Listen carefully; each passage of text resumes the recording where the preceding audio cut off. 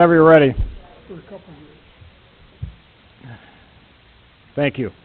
We have Matt Montalvo from Drescher and Malecki tonight to do an auditor's report. So Matt, if you would take over and we will listen. Thank you. So I'm here to present the results for the town of Wheatfield external audit for the year ended December 31st, 2018. As part of our communication, we talked through what the products of our audit are. The first thing is we have some required communications that we're here to provide to the board. The second piece is really on the financial statement. We'll give a financial statement update, we'll look at some trends on your major funds. And then finally, we'll conclude with some overall observations on the audit. So our required communications, the first thing we do is clarify what our responsibility is in accordance with generally accepted auditing standards. And that really is to clarify that management is responsible for the books and the records.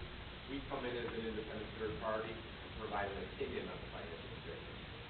Okay, so essentially that they fairly represent your financial position and results of operations. So we do plan on moving forward with what's referred to as a unmodified opinion or a clean opinion on the financial statements for the year ended December 31st, 2018. That's the best you can do from an audit standpoint. So in our opinion, we believe they fairly represent the town of Wheatfield's financial position, the results of operations for the year ended December 31st, 2018. They can be relied upon by outside third parties and also when you're making your budget management decisions.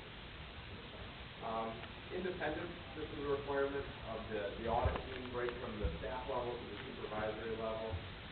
We're required to be free of conflicts of interest with the town. It allows us to be objective in performing our audit tasks and then finally giving that opinion on the financial statement. Significant accounting policies and estimates. The biggest change for the year ended 18 was the implementation of GASB statement number 75. This superseded the previous GASB 45, which essentially required the town to project out your retiree health insurance liability for providing those benefits. So you actually had to contract with an actuary to project out essentially the present value of that liability. Previously, under the prior GASB, you reported about a $5.4 million liability or an estimate. With 75, it requires that full valuation. It actually increased to, at the end of 18, $10.9 million. So the Governmental Accounting Standards Board, they wanted you to project this liability and put it into your financial statements as a report and a disclosure.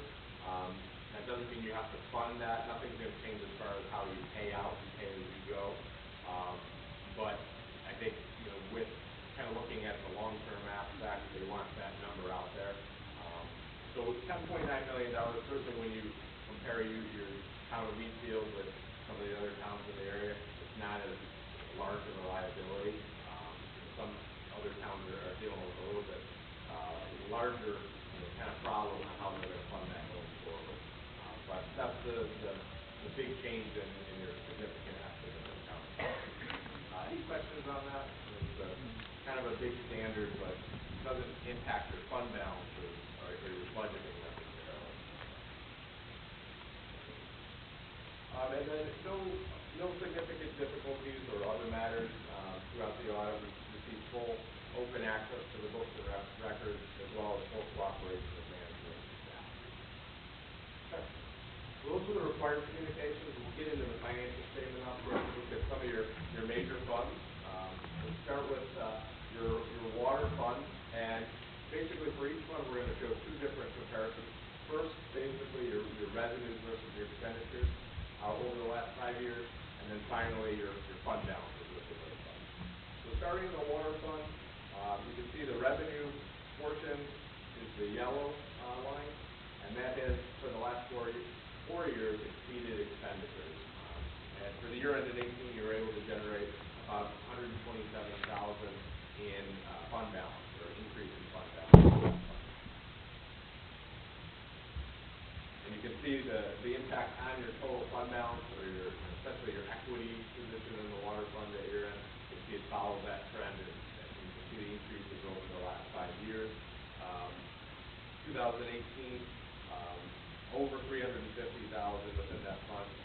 When you look at kind of a percentage of your expenditures, really the available portion is about 24-25% of your expenditures.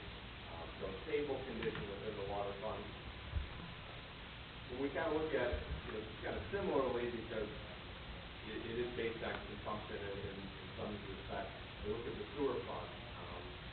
It's been, when you look at from 2014 to 2017, it's been a little bit more difficult with the sewer fund, with expenditures for the most part exceeding revenues, with the exception of 2018, that trend was reversed. An increase of actually $96,000 in the sewer fund. So, good recovery year for the sewer fund. The impact of additional property taxes and departmental revenues through consumption was a positive for the sewer fund. And then when you look at the fund balance, not quite back up to the 2014 levels, but we see some stability for the 2018 year, just over $300,000 in fund balance. Move on to the highway fund.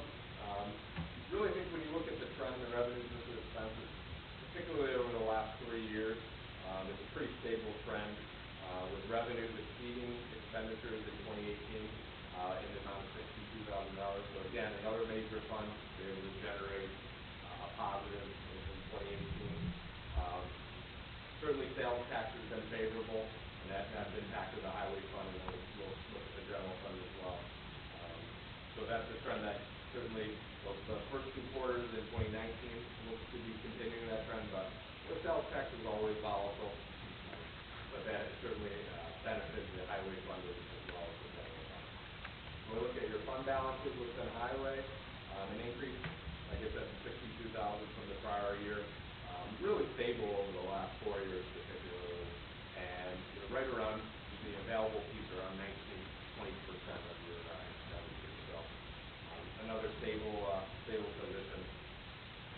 And then finally, we'll move into the general fund, and this is an area that I think in past meetings we've showed some concern. You can see the trend from 14 to 17, where that expenditure line has consistently fell above the revenues.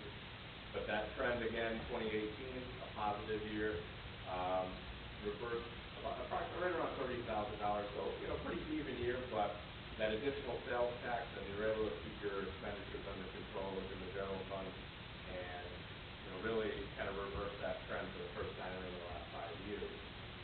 When you look at your fund balances within the general fund, it increased from the prior year. What we focus on here is really that unassigned portion within the general fund, because that's really the truly available fund balances. So we look at this comparison as a percentage of your appropriation, and you can see the increase from $384,000 in the prior year to over $577,000.